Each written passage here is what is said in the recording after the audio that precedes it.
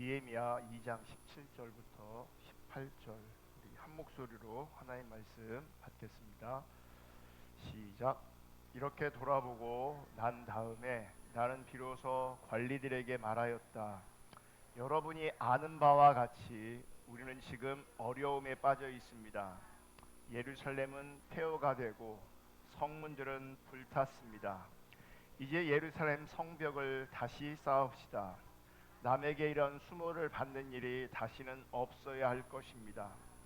나는 또한 나의 하나님이 선하신 손길로 나를 잘 보살펴 주신 일과 왕이 나에게 한 말을 그들에게 말하였다.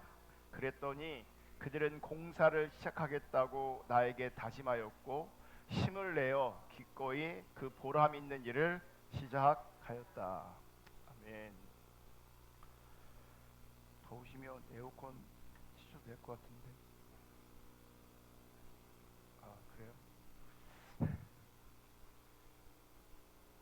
오늘은 하나님의 말씀이 비전이 되고 또 비전이 우리의 마음을 세운다라는 제목으로 하나님 말씀 나눌 때에 하나님의 은혜가 우리 모두 가운데 함께 할 수 있기를 축복하고, 특별히 하나님의 기준이 선명하게 비춰질 수 있기를 주님의 이름으로 축복합니다. 저는 EBS 교육방송에서 집을 소개하는 프로그램이 있습니다.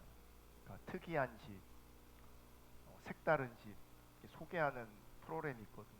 그것을 가끔 이렇게 시청합니다. 여러분, 집을 지을 때 무작정 벽돌부터 쌓지 않습니다. 집을 지을 때 가장 먼저 하는 일이 있는데 그것은 설계도를 그리는 겁니다.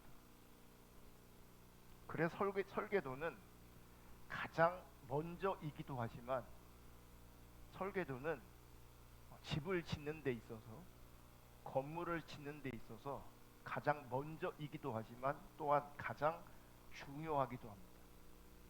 여러분, 설계도는 자신이 원하고 또 자신에게 필요한 집에 대한 생각이 그림으로 구체화되는 겁니다.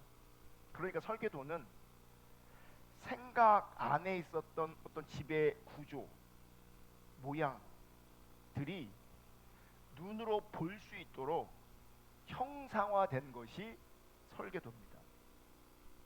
제가 이 얘기를 왜 드리냐면, 하나님은 하나님의 일을 세워 나가실 때에도 하나님의 사람들에게 이 설계도, 즉 비전을 먼저 주십니다. 또한 그 비전은 사람들의 생각 안에서 구체화됩니다. 그것이 이제 눈에 보이도록 설계도처럼 밖으로 형상화되어지는 겁니다. 대표적인 예가 다윗의 예입니다. 여러분, 다윗은 하나님의 성전을 건축하고 싶은 마음이 생겼습니다. 실제로 다윗은 성전을 건축하지 못했지만 성전을 건축하고 싶은 마음이 생겼습니다. 그런데 그 마음은 하나님이 다윗에게 주셨던 마음입니다. 이 성전을 짓는 일을 위해서 다윗은 설계도를 그렸습니다. 그것도 아주 구체적으로 설계도를 그렸습니다.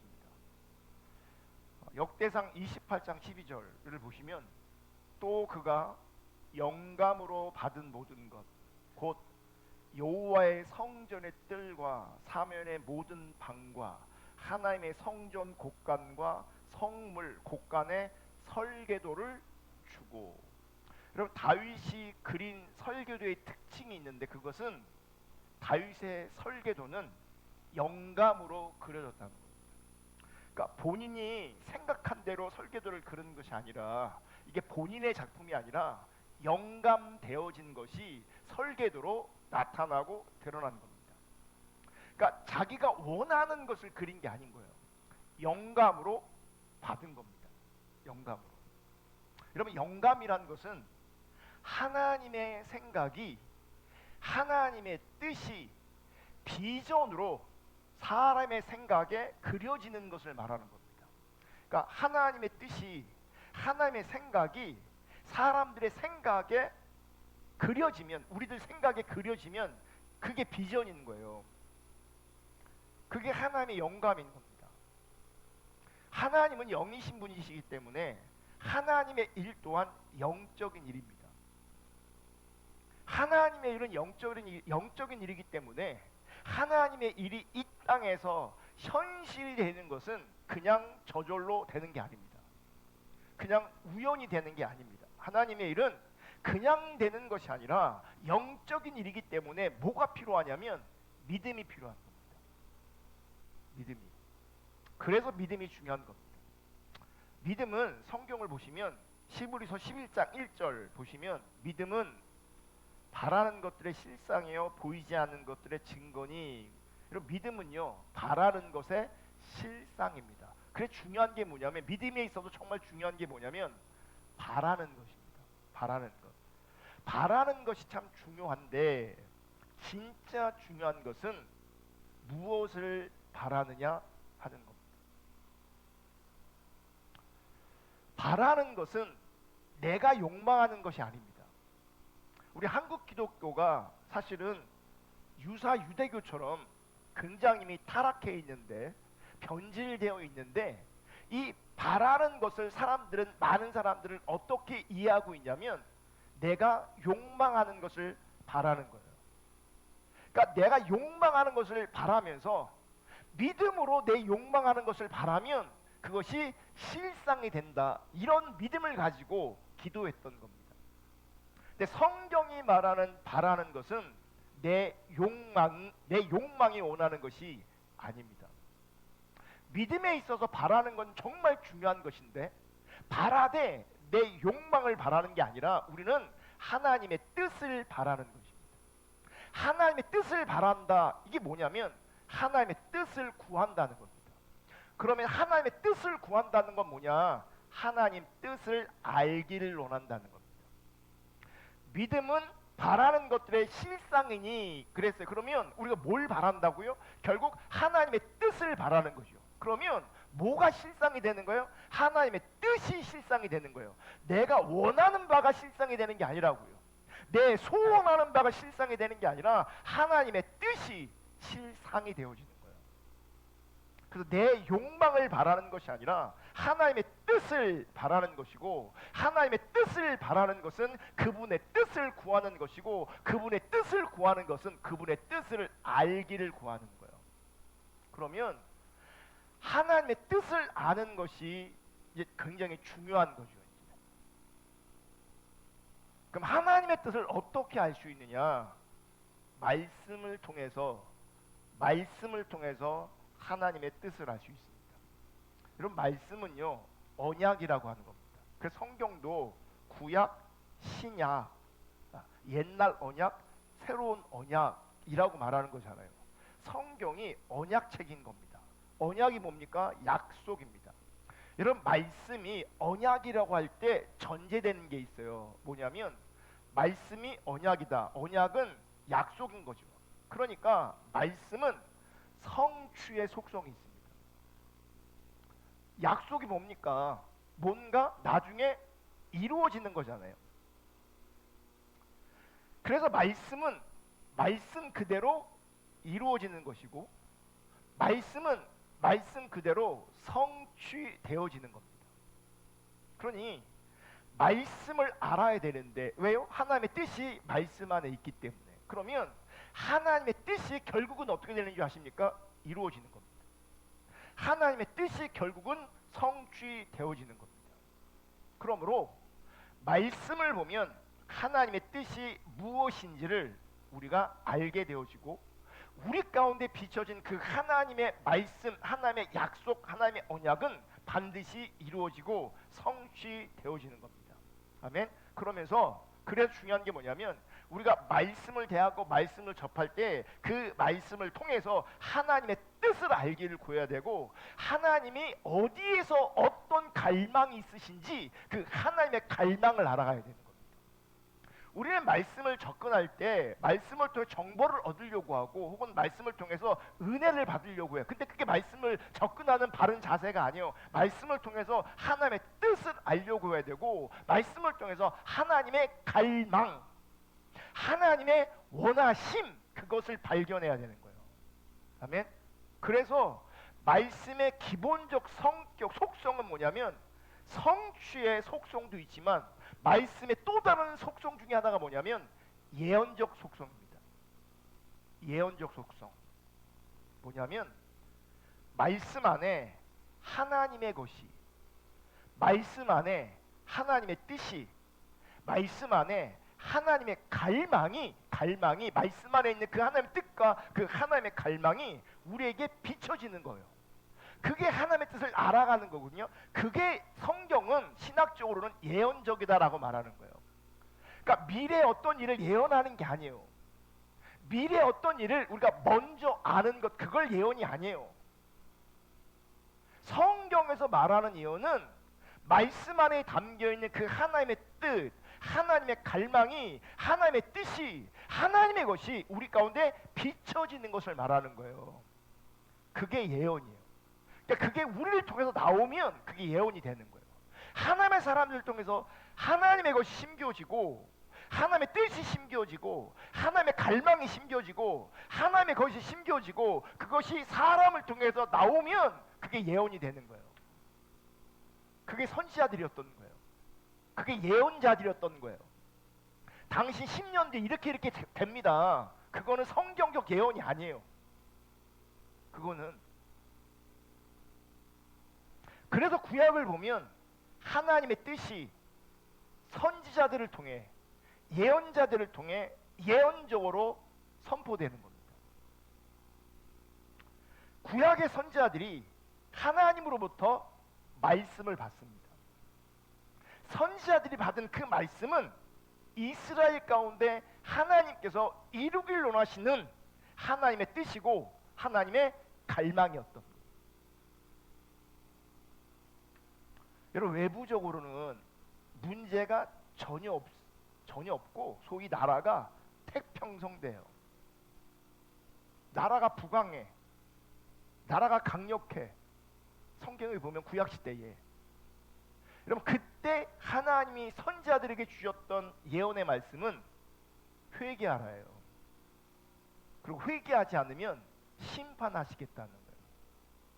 그게 구약의 전체적인 선지자를 통해서, 선지서를 통해서 주셨던 하나님의 말씀인 거예요. 그러니까 하나님의 것, 하나님의 뜻이, 하나님의 원하심이 선지자들을 통해서 먼저 하나님의 말씀이 주어졌고 그 말씀이 전해지는데 그 태평성대에 그 태평성대 안에서는요, 신앙생활도 그들이 열심히 했다고요. 신앙생활도 성대하게 했다고요.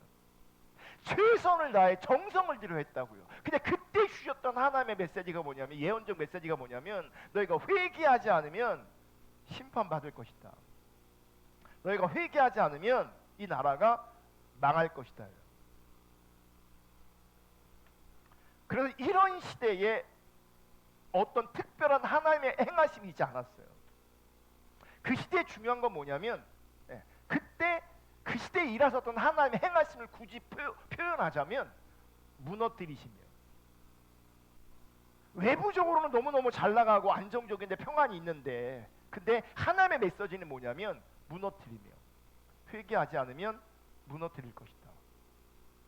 그러니까 특별한 어떤 행하심이 있지 않아요. 왜냐하면 그들이 하나님을 떠나 있기 때문에, 그들이 하나님을 버렸기 때문에. 신앙생활 열심히 하는 모습이 있었지만, 정성을 다하고 최선을 다하는 모습이 있었지만, 하나님 관점에서 그들이 하나님을 떠났어요. 그들이 하나님을 버렸어요. 그래서 그들에게 주셨던 예언적 메시지는 회개하지 않으면 너희가 망할 것이다.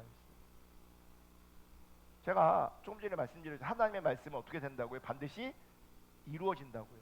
말씀은 언약의 속성이 있어요. 말씀은 이루어져요. 말씀은.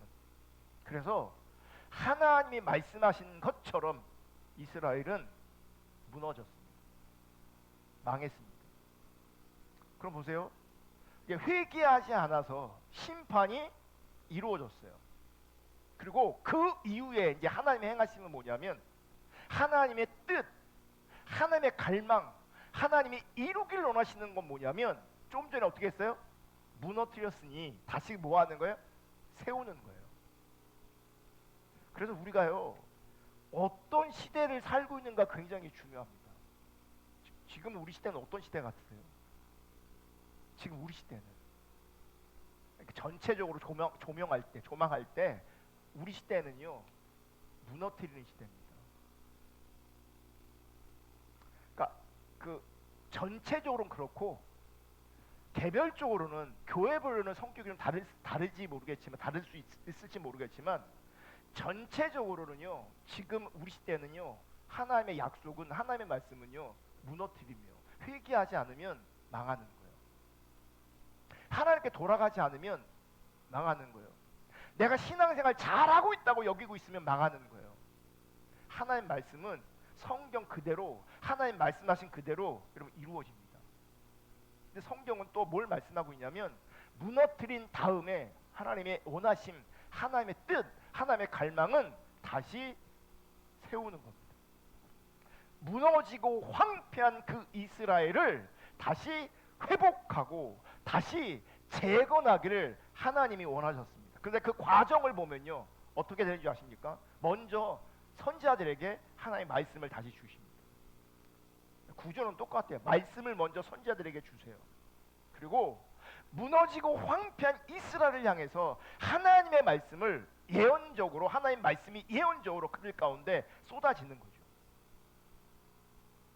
그리고 그 하나님 말씀이 쏟아질 때 그 하나님의 말씀이 사람들의 마음을 이제 움직이기 시작합니다. 이게 재밌다고 표현하면 안 되는데 여러분 타락한 시대는요 하나님이 예언적으로 너 이거 회개하지 않으면 망해 계속 지속적으로 줄기차게 하나님의 말씀이 그때도 쏟아졌어요. 근데 그 시대 사람들은요 그 말씀을 마음으로 받지 않았고 그 말씀에 그들은 반응하지 않았어요.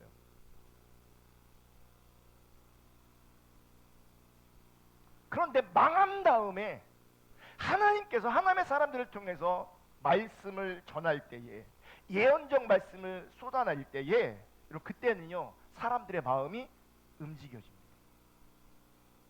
움직여져요. 왜 움직여지느냐? 여러분 하나님의 말씀이 선포될 때 그들에게 어떤 일이 벌어졌냐면 하나님의 뜻으로 내 뜻이 하나님의 뜻 앞에 정렬되는 겁니다. 옛날에는 하나님의 뜻과 내 뜻이 분리되어 있었어요. 따로 갔단 말이에요. 그러니까 분리되어 있는 상태에서 자기들 나름대로 신앙생활을 열심히 했던 거예요. 최선을 다했던 거예요. 근데 그 자리에서 그들은 자기들도 모르는 자리에서 하나님을 버리고 하나님을 떠났던 겁니다.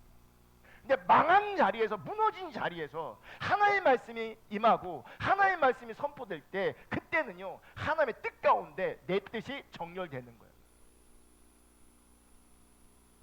그래서 예수님도 이렇게 주기도문에서 말씀하시잖아요. 뜻이 하늘에서 이루어진 것처럼 이 땅에서 이루어지기를 기도하라고. 하나님의 뜻이 하늘에서 이루어진 것처럼 어디서도 이루어져야 되는 거예요? 이 땅에서도 이루어지는 거예요. 이게 어떻게 가능하냐? 내 뜻이 하나님의 뜻으로 정렬되어질 때 우리가 이 땅에서 하나님의 뜻이 이루어지기를 구하게 되어 있는 거죠. 그래서 이 땅의 사람 뜻이 이루어지는 겁니다. 그러니까 새로운 눈이 떠지는 거예요. 옛날에는 내 뜻밖에 없었는데 옛날에는 내 욕구와 내 욕망밖에 없었는데 이제는 하나님의 뜻에 정렬되어지니 이제는 하나님의 것이 눈에 보이는 거죠. 하나님의 뜻이 알아지는 거죠. 하나님의 갈망이 알아지는 거죠. 옛날에는 보이지 않았던 것들이 이제 보이기 시작하는 거예요. 옛날에 몰랐던 것들이 이제는 알아지는 거예요. 하나님 말씀이 그들 가운데 임할 때에 그들의 마음이 움직이는 거죠. 하나님 뜻 가운데. 이렇게 하나님의 뜻이 하늘의 뜻이 우리의 생각 안에서 이제 구체화되어집니다. 이렇게 하나님의 뜻이 우리의 생각 안에서 구체화되는 것이 하나님의 비전인 겁니다. 내 입장에서 하나님을 위해서 어떻게 해준다가 아니라 그게 아니라 하나님의 말씀을 통해서 하나님의 뜻이 정렬되어지고 그러면 내 생각 안에서 구체화되는 거예요. 그게 하나님 나한테 주신 비전인 거예요. 그러니까 하나님의 말씀은 우리 가운데 비전으로 주어지고, 하나님의 뜻이, 하나님의 갈망함이, 하나님의 원하심이 비전으로 주어집니다. 그리고 그 비전이 우리 마음에 힘을 주는 겁니다. 하나님의 말씀이, 하나님의 뜻이, 하나님의 비전이, 하나님이 주신 그 사명이 나로 하여금 삶의 이유와 삶의 의미를 발견하게 하는 겁니다. 그러므로 나로 하여금 이제 살게 하고, 나로 하여금 움직이게 하는 겁니다. 이렇게 마음에 힘이 생기는 상태가 의지라고 말하는 거고요. 의지는 뜻이 세워진 것을 말하는 거야. 그러니까 하나님의 생각이 부어지니, 하나님의 비전이 부어지니 거기에 마음에 힘이 생기고, 거기에 의지가 생기고, 그 의지는 하나님 관점에서 뜻을 세우는 거예요. 그러니까 비전이 아까 설계도처럼 우리 말씀이 임하면 마음에 힘이 생기고, 거기에 구체적으로 설계도를 만드는 거예요. 그리고 그 의지는 결단을 만드는 겁니다. 이걸 정리하면 자, 하나님 말씀이 먼저 우리 가운데 임해야 돼요. 하나님 말씀이 임하면 마음에 힘이 생기고, 그것이 의지로 나타나고, 그 의지는 결단이 되고, 결단은 행동으로 나타나게 되어 있는 거예요. 이게 성경이 말하는 신앙인 거예요. 여러분, 이런 관점에서 하나님의 말씀이 우리 가운데 정말 중요해지는 겁니다. 자, 히브리서 4장 12절. 하나님의 말씀은 살아있고 활력이 있어. 이 활력이 있어 옛날 개혁 한글 성경에는 개혁 개정은 살았고 운동력이 있어 이렇게 번역했어요. 그거를 지금 개혁 개정이 살아있고 활력이 있다 이렇게 번역하고 있어요. 어쨌든 하나님의 말씀은 살아있어요.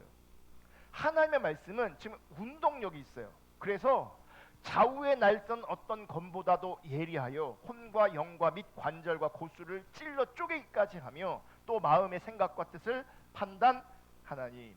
그래서 여러분, 단순히 말씀을 읽고 있는 그 행위에 만족하시면 절대 안 돼요. 또한 말씀을 그저 정보로 혹은 지식으로 혹은 뭔가를 깨닫는 것으로 머물러 있으면 안 됩니다. 말씀이 우리 마음에 임해야 합니다. 그러니까 말씀을 제대로 읽고 있느냐, 어디서 달라지는 거냐면요, 내가 말씀을 읽었는데 그 말씀은 성경은 뭐라고 말하냐면 살아있고 운동력이 있대요. 살아있고 운동력이 있대요. 그러면 그 말씀은 내 마음 안에 임하게 돼 있고 내 마음을 움직이게 돼 있다고요. 근데 내 마음이 움직여지지 않아. 내 마음 안에 하나님의 말씀이 임하는 것이 아니에요. 그거는 읽었지만 말씀이 임하는 게 아니에요. 정보가 쌓여가고 있지만 그건 말씀이 임하는 게 아니에요. 말씀은 우리 마음에 임해야 합니다. 말씀이 우리 마음에 임하면 말씀은 살아있고 활력이 있고 운동력이 있어서 우리 마음 안에서 역사하는 거예요. 마음 안에서. 이렇게 말씀은 역동력이 있어서, 역동성이 있어서 우리 마음에 힘이 나는 겁니다. 마음에 힘이 생기면 거기에 의지가 생기고, 의지가 생기면 결단합니다. 그리고 비로소 하나님의 비전과 하나님의 뜻을 위해서 내가 뭐 하는 줄 아세요? 움직입니다. 그러니까 말씀이 임하면 나중에 열매가 뭔지 아세요? 내가 움직이는 겁니다. 내가 변하는 겁니다. 실제로 주님의 뜻에, 주님이 원하시는 것에, 주님이 갈망하시는 것에 내가 뭐 하는 거예요? 반응하고 있는 거예요. 이게 변화를 말하는 거예요. 그러니까 변화로 우리의 삶이, 우리의 신앙이 나타나지 않으면 그분에게 말씀이 임하는 게 아니에요. 제가 주일날도 말씀드렸지만 하나님 말씀을 듣는다고 하는, 그래서 하나님 말씀을 듣는다는 개념 안에 그저 설교를 듣고 성경을 공부하는 게 말씀을 듣는 게 아니에요.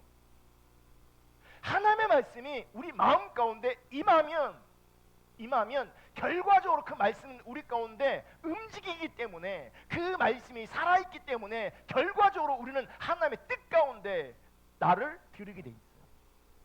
하나님 뜻 가운데 말씀이 임하지 않으면 내가 움직이지 않는다고요. 말씀이 내 마음에 임해야 움직인다고. 그러니 내가 설교를 백날 듣고 성경 공부를 참여해도 마음으로 임하지 않으면, 행동으로 나타나지 않으면 아직 나에게 말씀이 임하는 게 아니에요. 지금 시브리서 4장 12절의 말씀이 우리 가운데 실제가 안 되는 거라고요. 성경을 읽고 있는데, 성경을 큐티하고 있는데, 성경을 공부하고 있는데.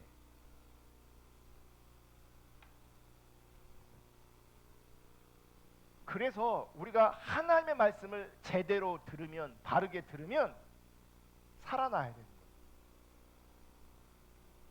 살아나야 돼요.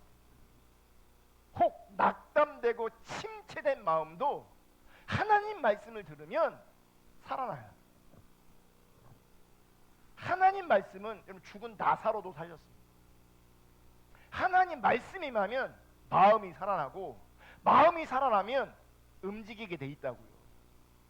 우리는 고작 성경 조금 읽어내는 걸 가지고 순종하고 있다고 착각하고 있는 거예요. 큐티하고 있는 것 자체를 가지고 순종하고 있다고, 주님 따라가고 있다고 착각하고 있는 거예요. 하나님 말씀이 내 안에 임하면 의지와 결단이, 행동이, 삶이 하나님 뜻 가운데로 정렬되게 돼 있다고. 아멘. 그래서 우리가 하나님 앞에서 진정 살려면, 살고 싶으면 진짜 하나님 말씀을 붙잡아요. 진짜 살고 싶으면 하나님 말씀을 들어야 합니다. 바르게. 그러니까 귀로 듣는 게 아니라 마음으로 들어야 되고 영으로 들어야 된다고. 그 말씀이 우리 마음에 임해야 합니다. 말씀이 임하면 살아납니다. 말씀이 임하면 살아납니다. 말씀이 임하면 살고자 하는 마음이 생깁니다. 말씀이 임하면 하나님 뜻대로 살고 싶은 마음이 우리 가운데 일어나고요. 말씀이 임하면 하나님의 뜻이 이루어지기를 원하고요. 하나님의 뜻이 이루어지길 막연히 구하는 것이 아니라 하나님의 뜻이 이루어지는 도구로 내가 사용되기를 원하고 나를 드리는 겁니다. 말씀이 임하면. 그 마음이, 그 하나님의 뜻을 이루길 원하는 그 마음이 내 생각 안에 구체적으로 설계도를 그리는 거예요. 그 마음의 힘이 이제 열정으로 나타나는 겁니다. 그 열정은 뭐냐면 건축자의 마음인데, 하나님께서 원하시는 집을 세우기로 하는 거예요. 하나님의 뜻을 세우기로 하는 거예요. 하나님의 뜻을 이루기로 하는 그 열정이 생기는 거예요. 내 육체를 위한 열망이 생기는 게 아니라 하나님 나라를 세우려는 열망이 생긴다고요.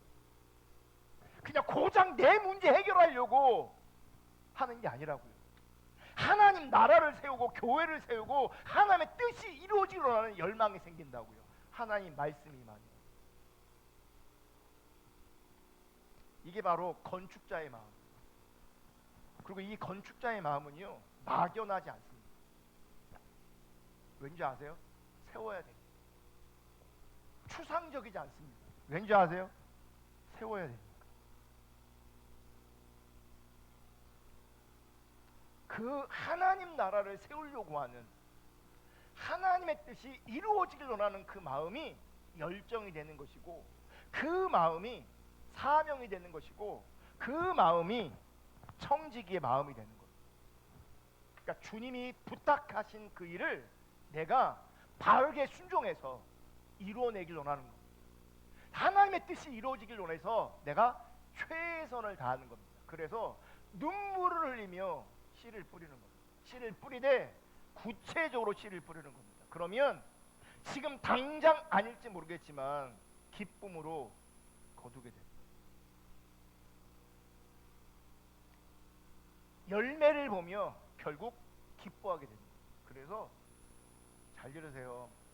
나중에 하나님 앞에서 마지막에 웃는 사람이 승리한 사람입니다. 그 마지막에 누가 웃냐? 종교적 열정이 있던 사람들은요, 성경을 보면 다 망해 있습니다. 성경을 정말 잘 읽어보시면 자기 열정과 종교적 열정으로 신앙생활했던 사람들은 주님이 결국 내가 너를 모른다 그래요. 내가 너를 모른다는 그 소리를 들으니 바깥 어두운 곳에 슬피 울며 이를 가는 일이 벌어지는 겁니다.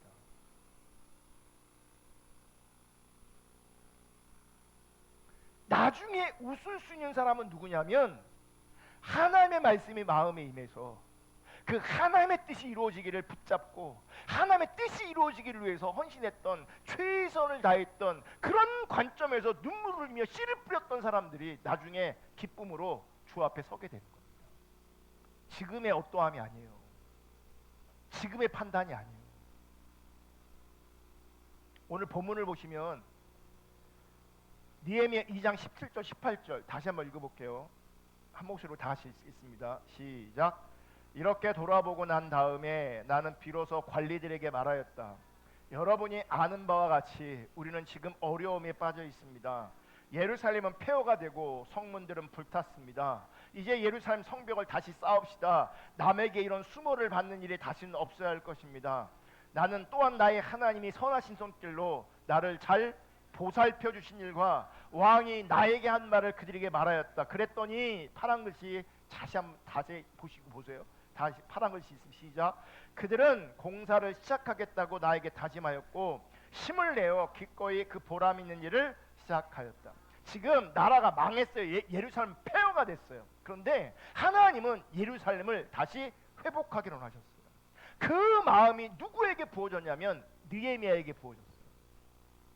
그 느헤미야에게 하나님의 말씀이 부어지니, 하나님의 마음이 부어지니 그 예루살렘 성벽이 무너지고 예루살렘 무너진 것 때문에 그는 밤낮 금식하며 슬퍼하며 애통하고 있습니다. 그런 그에게 하나님의 마음이 부어졌어요. 그래서 느헤미야 안에 어떤 마음이 생겼냐면 예루살렘 성을 회복해야 된다, 재건해야 된다라고 하는 하나님의 뜻이 그에게 심어졌어요. 하나님의 말씀이 그의 마음에 심겨졌다고요. 하나님의 말씀이 그에게 임했다고요. 그 하나님의 말씀이 느헤미야에게 예루살렘 성벽을 재건하는 것이 비전이 되었어요. 자기 잘 먹고 사는, 성공하려고 하는 비전이 아니에요. 그냥 하나님의 뜻이 이루어지길 원하는 비전이 그에게 담겼다고. 그 하나님의 비전을 사람들에게 선포합니다. 근데 그 말을 들을 때에 사람들의 마음이 어떻게 해요? 움직여집니다. 사람들의 마음이 움직여진다. 그래서 파란 글씨, 그들은 공사를 시작하겠다고 나에게 다짐하였고 힘을 내어 기꺼이 그 보람 있는 일을 시작하였다.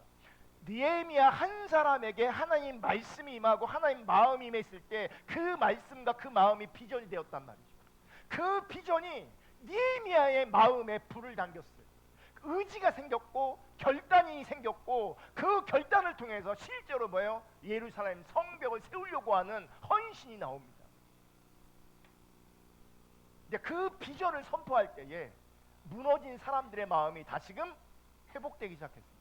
그들의 마음에도 힘이 생겼습니다. 그래서 힘을 내요 그러잖아요. 힘이 난다고. 말씀이 임하면, 하나님의 비전이 임하면 우리 가운데 힘이 난다고요. 힘이 주어진다고요. 바라기는 느헤미야처럼 여러분에게 하나님 말씀이 임하기를 주님의 이름으로 축복합니다. 하나님의 비전이 임하시기를 주님의 이름으로 축복합니다. 그래서 마음에, 다른 사람들 마음에 힘을 줄 수 있는, 그 힘은 뭐냐면 하나님의 뜻 가운데로 움직일 수 있는, 하나님의 뜻 가운데로 동참시킬 수 있는 그런 비전이, 그런 힘이 주어질 수 있기를 주님의 이름으로 축복합니다. 그럼 그 소망의 비전이, 그 하나님의 말씀이 사람들의 마음을 먼저 일으켜 세웠고 그 연합된 마음들이 결국은 성벽을 재건하게, 회복시켰다.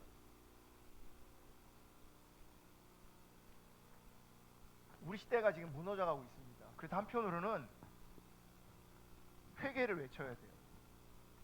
한편으로는 신앙의 본질을 적극적으로 우리가 선포해야 합니다.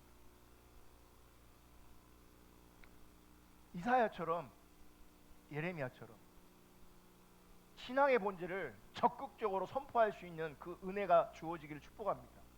그 하나님 말씀이 먼저 여러분 마음 가운데 임하시기를 축복하고 그 말씀이 임함으로 말미암아 여러분들을 통해서 여러분의 입술과 여러분의 삶을 통해서 십자가 복음이 선포될 수 있기를 축복합니다.